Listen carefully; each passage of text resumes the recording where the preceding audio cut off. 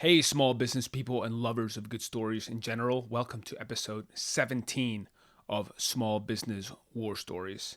And today I had a really interesting experience at Just Java. They're officially called Motor City Java House, but they're internally called Just Java in Detroit, Michigan. And there I interviewed Alicia George. And it was a really, I don't know, it's hard to describe experience because I walked in and then I met her and her husband, and they were closing down the coffee shop for the day. And she took the time to sit down with me and tell me about all the things they're doing.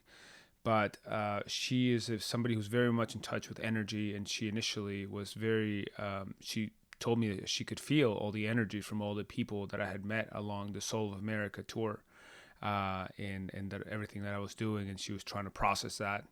And it was just kind of this theme of connecting with a deeper energy.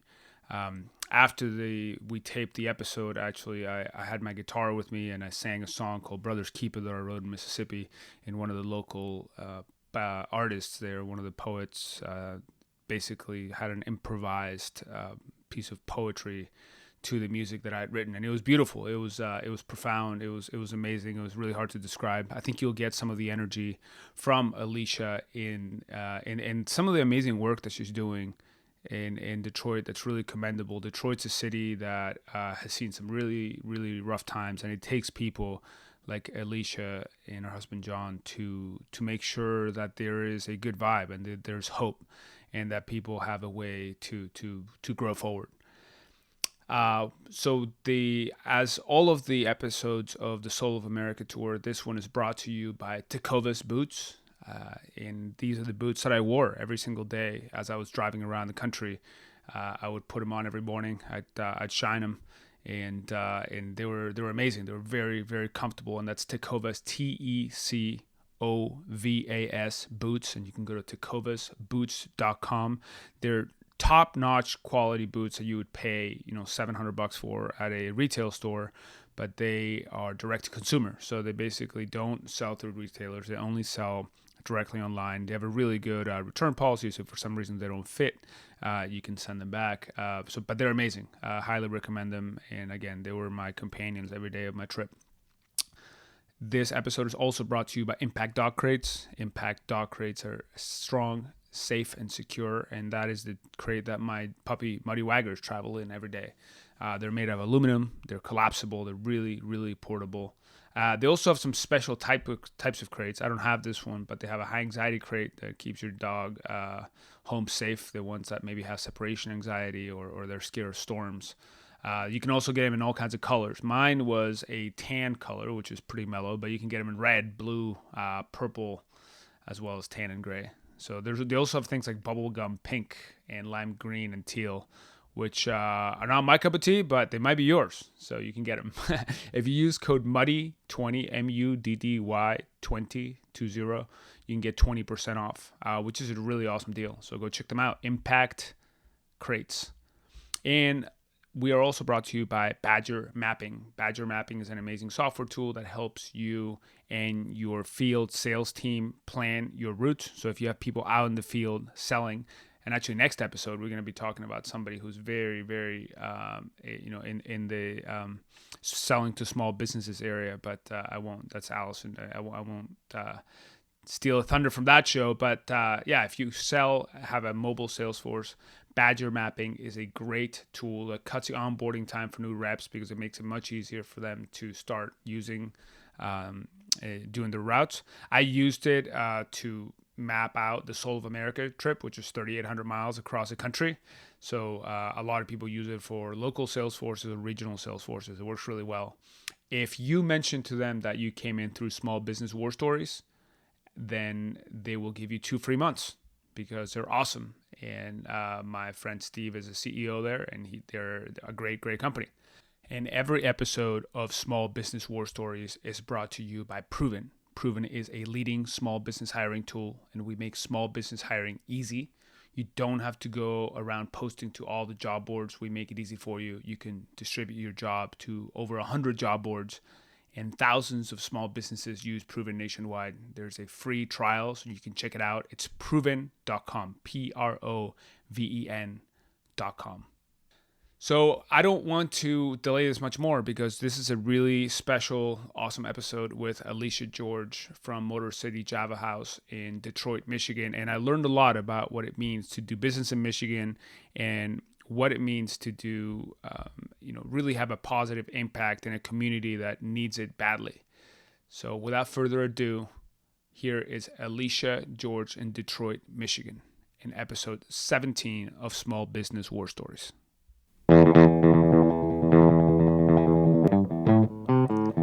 Small Business War Stories. Small businesses are the soul of America.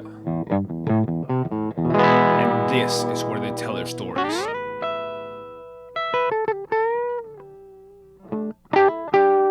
I am your host, Pablo Fuentes. And we are live here, and we are here in Detroit, Michigan, and I have the pleasure and honor to sit down today with Alicia George of Motor City Java House, also known as Just Java House. Welcome to the show. Thank you, Pablo. Thank you. Welcome. Yeah, thank you so much. It's great to be here. It's a really amazing space we are in here, and there are, I'm sure, a lot of stories associated with it. But before we go into the specifics of what's going on today, maybe tell me, how did this start? What inspired you to start this place?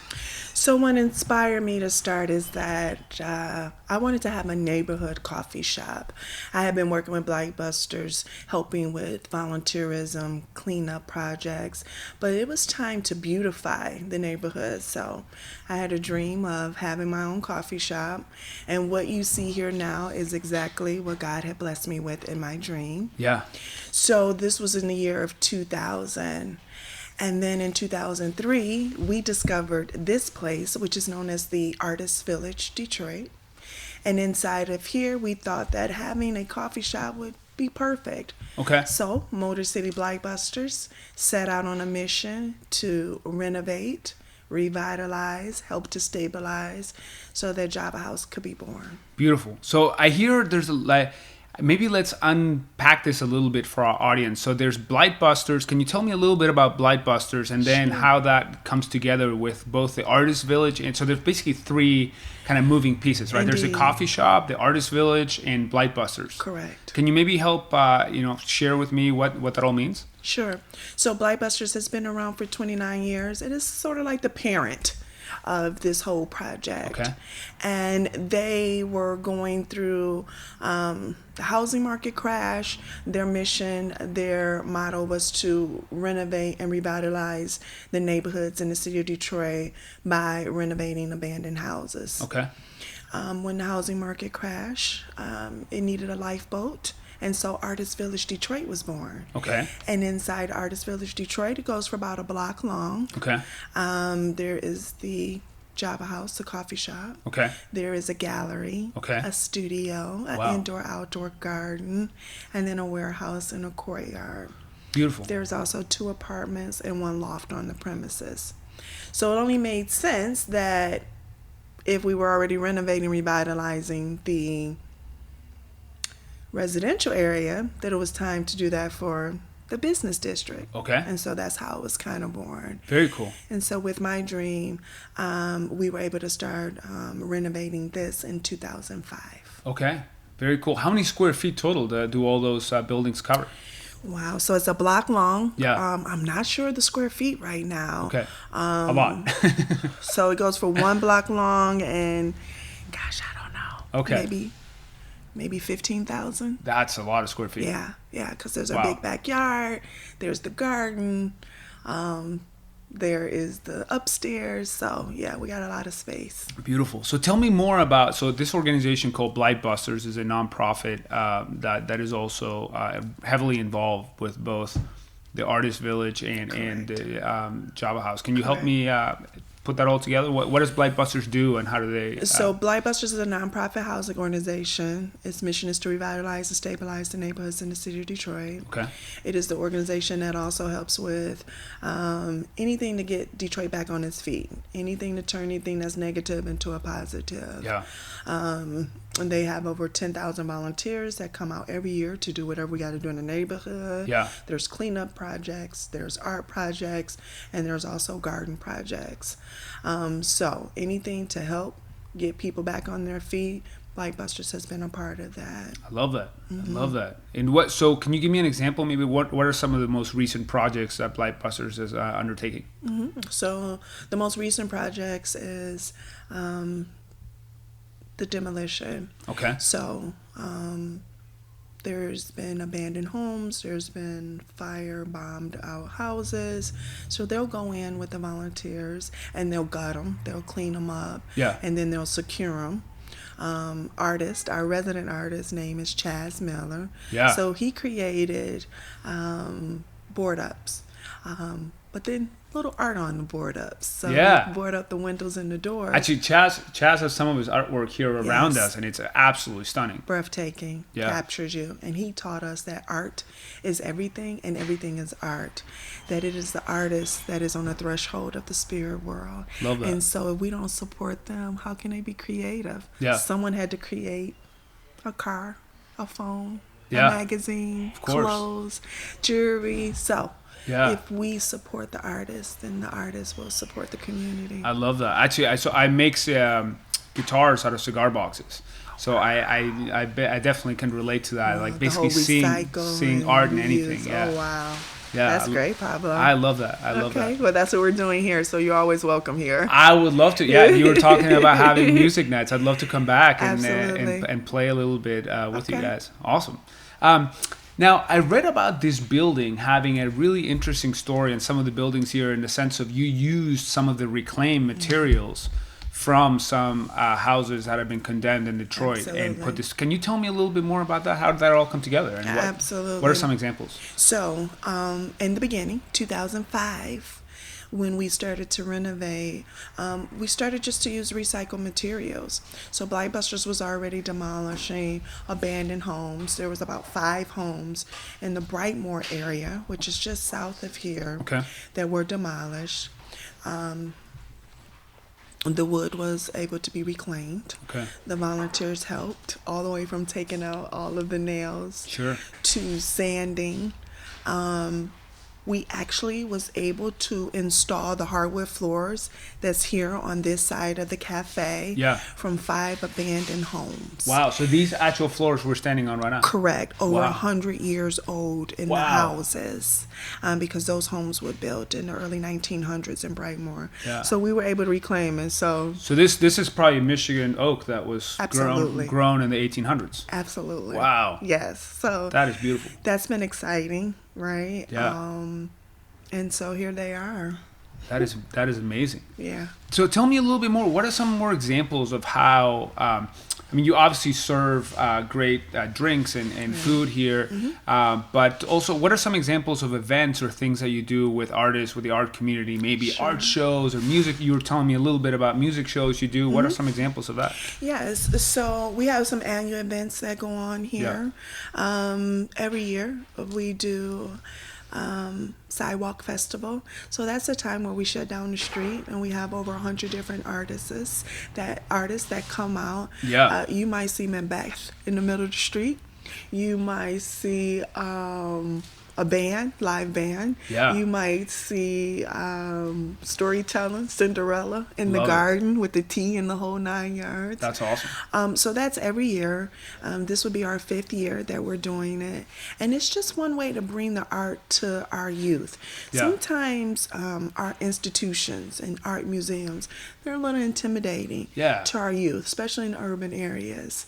But when you bring it to their level, to a street level, to their neighborhood, the look on their face is priceless. I love that. When is that? What is the date of that? So it's always the first Saturday of August. First Saturday of August. Yes. Okay, so if anybody's interested, they can come the first Saturday of August. First Saturday of August. It's from 2 to 10, and it's an all-day event.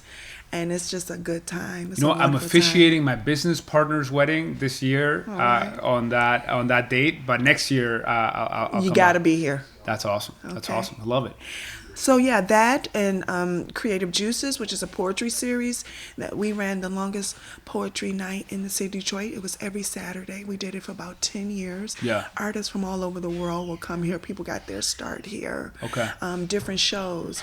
We can have a baby shower. You can rent this out if you wanted to have a tea party or Yeah. a book signing, or you want to let the community know what you're doing, or if you're in the neighborhood and you're here to help with garden projects or feeding the homeless. Sure. You can do all that out of the Java House. I love it. I love it. So you were talking a lot about energy before we started taping. You were talking. So that is a really powerful way to bring good energy to the neighborhood, right? Because a lot of times when you have you see things around you that are maybe dilapidated or not working, that encourages and breeds more of that. So you bringing a lot of this good energy must feel good to also bring in more good energy to the neighborhood. It is. It's a blessing. Yeah. And when you have positive energy all coming to one place, the negative energy goes away. Right. You don't even focus on it. You don't even see it.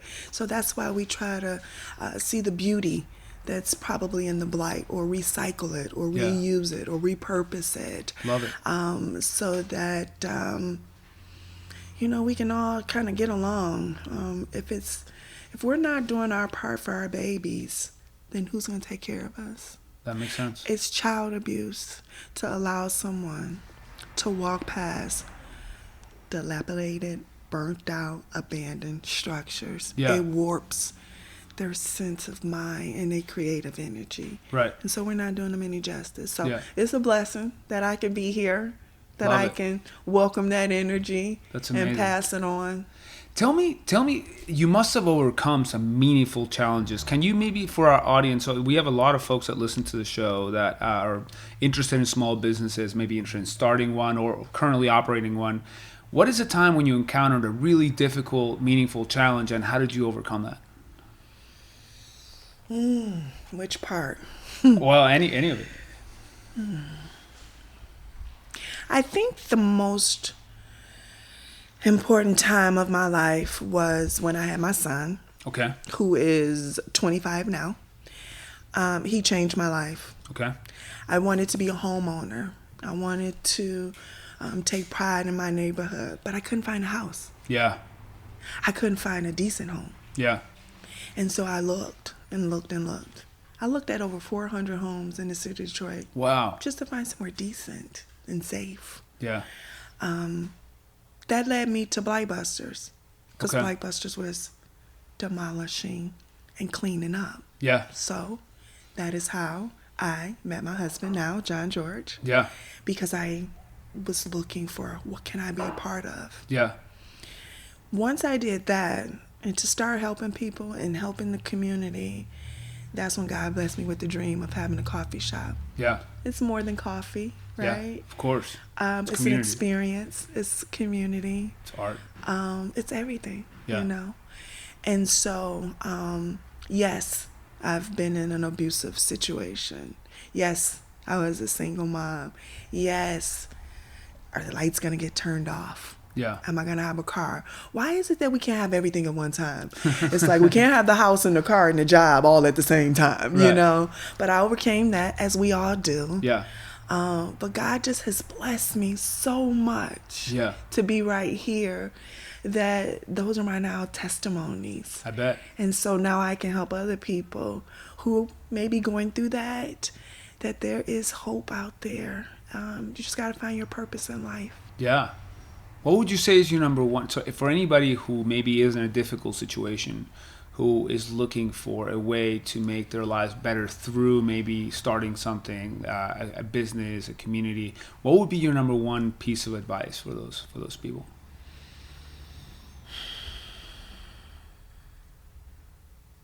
Find your higher spirit.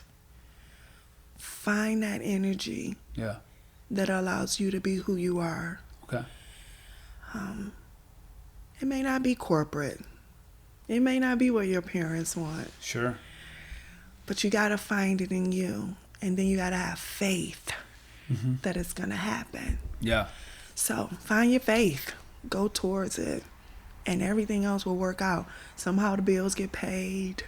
Yeah. Somehow the car shows up.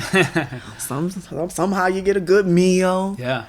And give back. Anytime you are a small business that's going into anywhere, any neighborhood, urban, suburban, rural, you want to be part of that community. Right. So find your Johns, find your Alicias, find your Pablos, and bring it all together so that you can be a part of it, so that now you have a holistic community because the business is now part of the community. Yeah.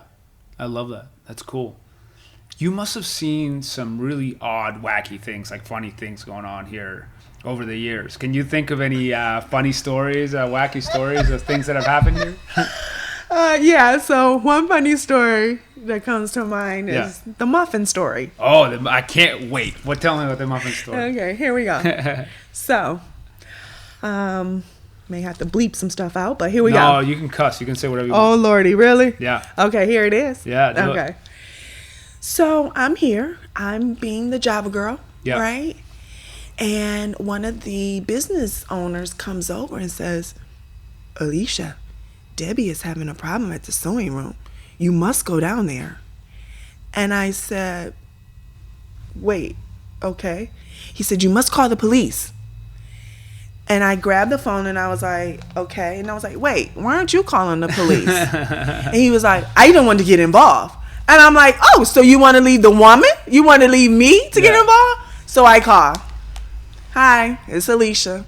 I'm on Lasher. Yes. Can you have the police come over? We have a little domestic situation down at Debbie's sewing room. Okay. Which is just 2 doors. Used to be 2 doors north of here. Sure. So they come. Well, I call them. What was the situation? Did you know what the situation was? I did not even know the situation. Oh, got it. You just knew the cops needed to come. Because I'm just what Sam told me to do. Sure. Got it. Okay. Yep. I'm with you. So I said, I don't even know what's going on. Let me go down here. Yeah. Just to make sure she's okay. Yeah. So I go down there, and there's this guy in there, and he's yelling at her. You messed up my stuff. You did this. You didn't fix that. My leg is going this way, and the other leg is going that way. About a pair of pants or something? About a pair of pants that she had sewn. Okay. So he was getting in her face. Yeah. This is a man getting in a woman's face. So I get in the middle. Yeah. I don't know what possessed me, but I get in the middle and I said, whoa. I was like, sir, we don't want to get in her face like that. He turned over to me and was like, ain't you the motherfucking muffin lady from down the street? And I was like, oh. Well, at least, I mean, you knew who you were. I said, oh, well, we do sell muffins. Also amazing coffee. Also amazing coffee, cafes, lattes, and smoothies. Yeah. And I said, oh, yeah, we do sell muffins. He was like, then get your motherfucking muffin lady out of my face. And I was like, oh, so we're just going to go there, right? Yeah. Uh-huh. And I said, well, we don't want you to, do anything to her. He's like, get your motherfucking muffin ass back down the street. And I was like, okay, I called the police. Bye-bye. Yeah. And left. That story, Kevin, can you co-sign? It's probably the most funniest. Yeah. But I got a million of them. What ended up happening? So what ended up happening is the police came. Yeah.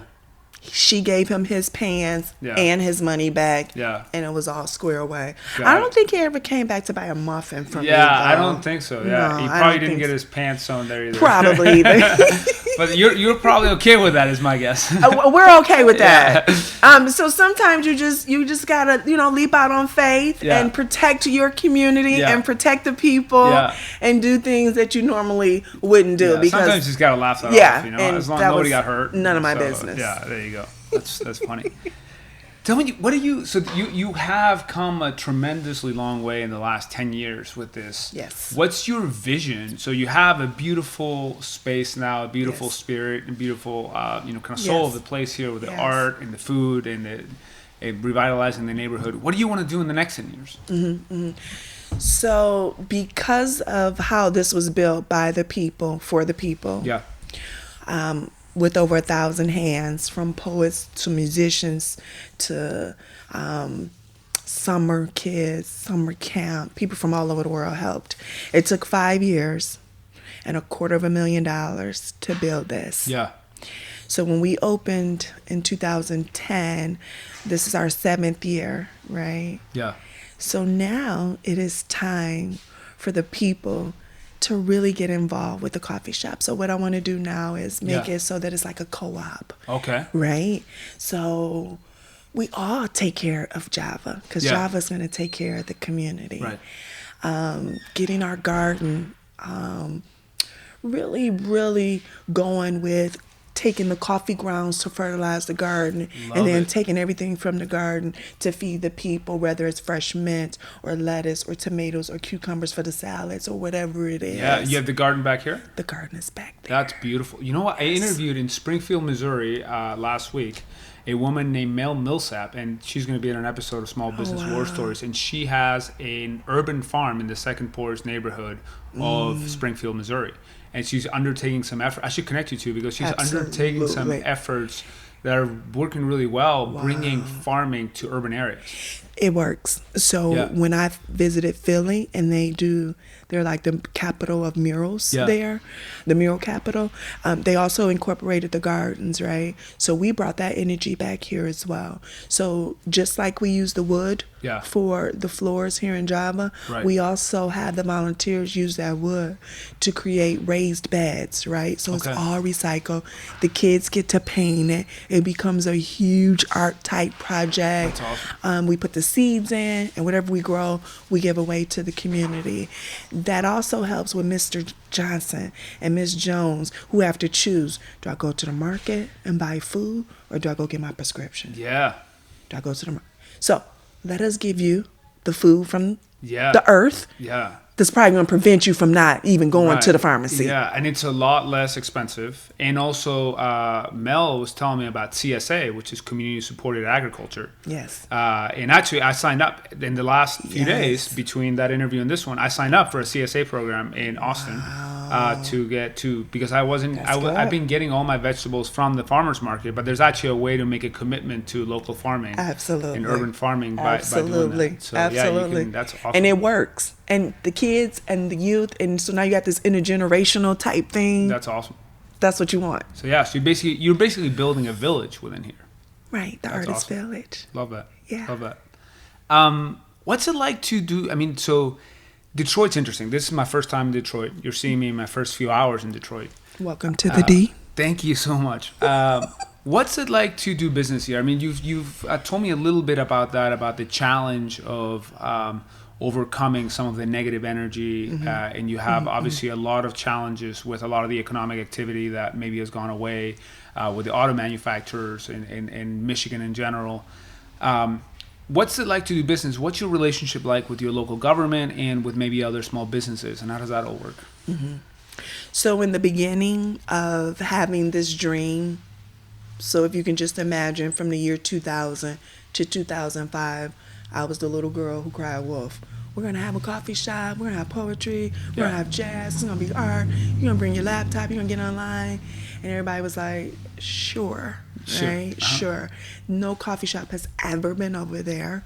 There was only 2 in the city at that time. 2 coffee shops. 2 coffee shops.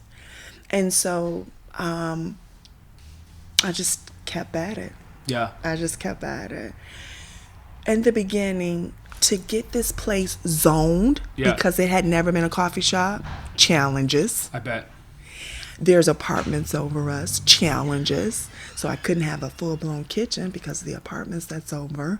Right. The blueprints, the whole design, architectural design was very creative. I bet. And so during the housing market crash, kind of during the Kwame Tsunami days, my blueprints were held up downtown. They got lost. But we still were in the back working. We still were building. We're still planting our gardens. We're still having volunteers come. So once that passed, blueprints were available. We began to build. Once our new mayor came, Duggan, our current mayor rather, the relationship between us in the city and businesses getting started, very easy now. It got better. Definitely got better. Okay. I can pick up the phone and call them. There's no issues now. Great. Whatever is needed. Small businesses, one-stop shops now. You can go downtown and get everything you need now. Beautiful. Instead, it was, go here, second floor, down to the fourth floor. Yeah. And then wait this day. For 2 hours. And then hurry up and wait. Oh, you come back tomorrow. And then they're not here. Yeah. Oh, they're on vacation. Stop.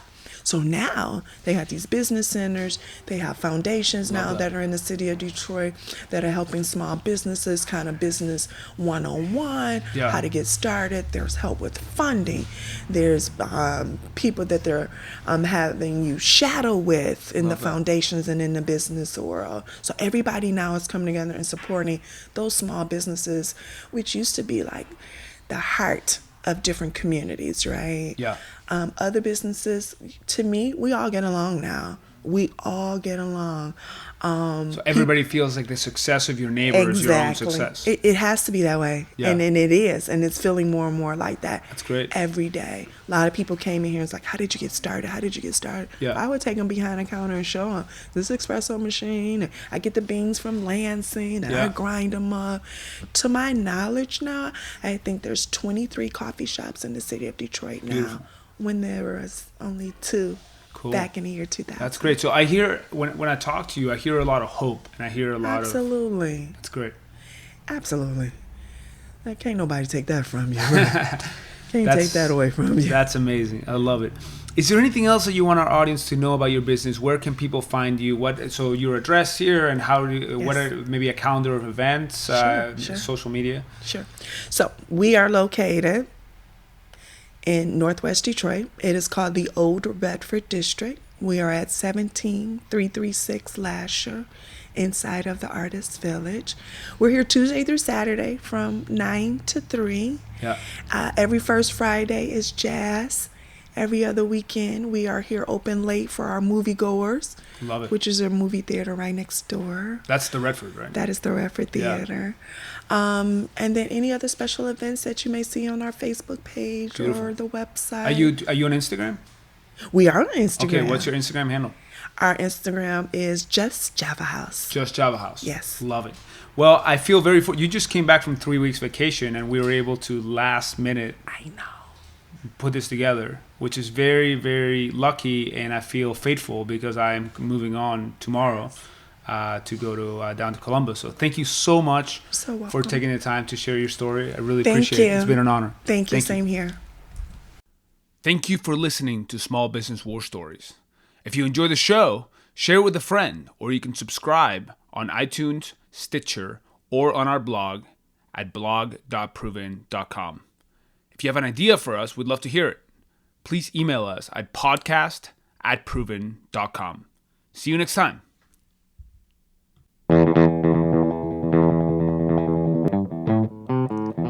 Small Business War Stories. Small businesses are the soul of America. And this is where they tell their stories.